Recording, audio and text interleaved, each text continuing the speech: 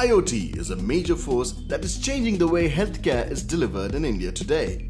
This fast-changing scenario is explained by Ravi Ramaswamy, Senior Director and Head, Health Systems, Philips Innovation Campus and Chair, Healthcare Working Group, IET IoT Panel. If you really look at the challenges that we are faced with today, it is around cost, quality and access.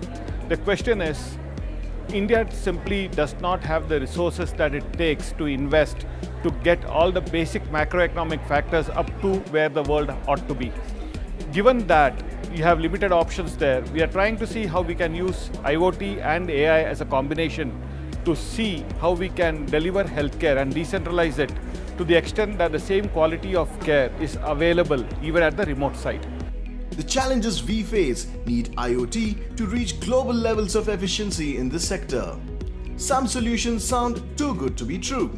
There could be certain examples that we can talk about. For example, mobile obstetrics monitoring.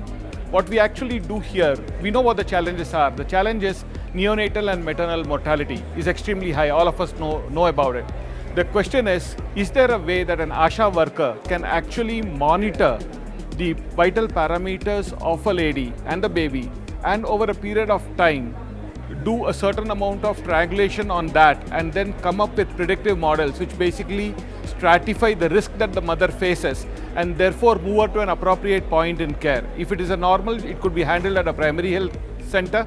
If it is a traumatic pregnancy, if that is what is going to be expected, and we should be able to sort of take her to a secondary or a tertiary nursing care facility so that the pregnancy is managed well and both the mother and the baby are safe.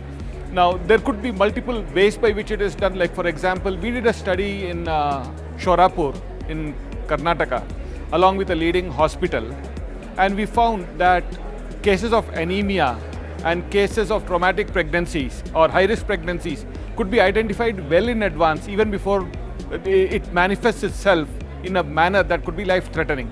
So, and AI has a significant role to play there. That is one. Take the case of ICCC, that is consultative critical care. We know for sure that that in an ICU, you find it more located in the big hospitals in the cities and not as much in the rural outreach of the country.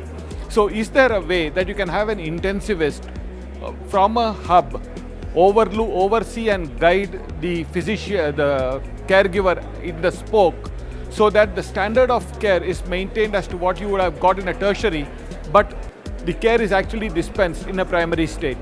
We call this product as consultative critical care. It's up and running in India. We have got a fairly high triple-digit numbers operating as we speak, and we have seen significant results. And we all know that intensivist managed care drives down the death rate in an ICU significantly better than what an anesthetist or a general physician actually manages. The third example could be in terms of TB screening. If I take a country in the Middle East where management of immigrant workers or scanning for immigrant workers for TB is an absolute must, we have got algorithms which run on 1 million images to learn it, and then you are able to differentiate between a TB and a non-TB case to a fair degree of accuracy, over upwards of 95%, by virtue of which you are enhancing the productivity of the doctor almost by 25-30%, and then you are also able to stratify the cases so that the doctor first looks at all the high priority cases when his mind is fresh, and therefore the outcomes are far, far better. There could be enough and more applications around it. Semantic search is another area which can bring in significant benefits in terms of looking at records and looking for synonyms and then trying to sort of group them together in a timeline. So, role of analytics and adaptive intelligence is there to stay. Philips is invested into it big time. We have what is called as the Health Suite Insights, which is a platform for managing analytics and insights, and coupled with deep learning and machine learning, I think that's the way to go in from a cost management and from a outcome management perspective. As Rishi Bhatnagar, Chairman, IET India Panel and IoT India Congress, President, Aeris Communications says, IoT's special touch is to ensure that quality healthcare can be provided for rural areas. What has happened is in India, if you see 70% of our population live in the rural area and 75% of the paramedical trained staff live in the urban area. Okay, So if we really want to provide services, healthcare services to the whole, all Indians, okay, we need to provide services on the doorsteps of the villagers, okay. And for that, we might require 2.5 million more doctors and 3.5 million more paramedical staff, which is not possible.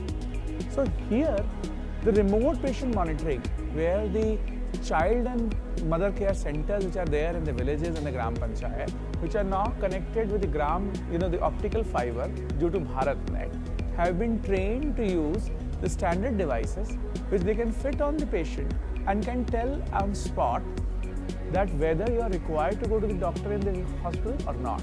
Okay. And that all the data coming from these devices put into the villages through internet, coming to the cloud, where the doctor can assess from anywhere in the world, saying that yes, you are required to come to the hospital or not, will reduce 40 to 50% of unnecessary travel of people from villages to the urban areas. Okay. That to me is one of the good innovation that will help the mankind. Otherwise, there are many things which has happened on the child and mother care or the old age.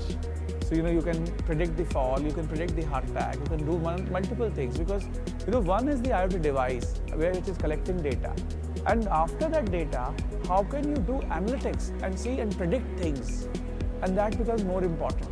And that is the real innovation that will keep on coming. Now the data has been collected, now more innovations will start coming. Going beyond generic healthcare apps, even the enterprise in the sector is now adept at using these innovations. So the hospitals have started using these kind of devices. In the healthcare industry, the hospitals were already advanced. Today we can see people are trying to do neurosurgery using Internet of Things from remote locations. Okay. So doctor is not required to travel kilometers, or he or she can be anywhere in the world and do an operation connecting the IoT devices. And that's one of the innovation that is happening. But still I consider the remote patient monitoring in the rural area to be a bigger innovation, because that will impact many more people in the world than the neurosurgery.